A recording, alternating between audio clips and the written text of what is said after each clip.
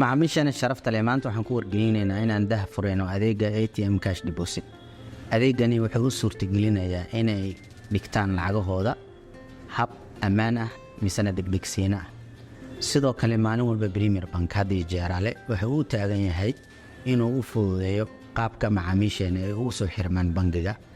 Haddii aad ogaa jirteen ATM lacag lagala baxo, maanta macaamiishana sharafta leh waxaan ku wargelinaynaa inaan u keenay ATM lacag la dhigan karo. taasi maxay ka macno tahay? Run ahaantii ATM-yada bangiga wuxuu keenay 2015 muddo hadda ku dhow 10 sano. 10 sano maalin walba ATM-ka waxaan ku dareynay adeegyo qiimo u leh macaamiishana sharafta leh. ATM-kani adeegyada uu suurtagelinaya macaamiisha waxay tahay inay lacagahooda kala baxaan ayagoo isticmaalayo Mastercard-ka iyo sidoo kale kaar la'aan. taasi waxay la macno tahay Premier Wallet-ka haddii aad haysato waxaa kala bixi kartaa mashiinkani lacagtaada adigoo aadan wareegin kaar. sidoo kale ATM-kan wuxuu ku saacidayaa inaad account-kaaga lacag ka wareejiso oo aad u wareejiso account kale.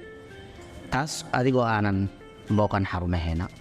sidoo kale macaamiisha sharafta leh adeegani wuxuu u suurtagelinayaa inay ka bedeshaan password-ka Mastercard-kooda.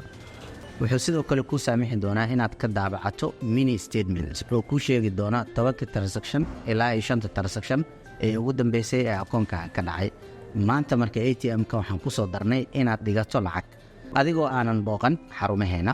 ATM cash deposit-ka waxaad lacag dhigi kartaa account shakhsi ah ama account company ah. taasi waxay la macno tahay macaamiishana inaan keenay adeeg ammaan ah misana degdeg ah.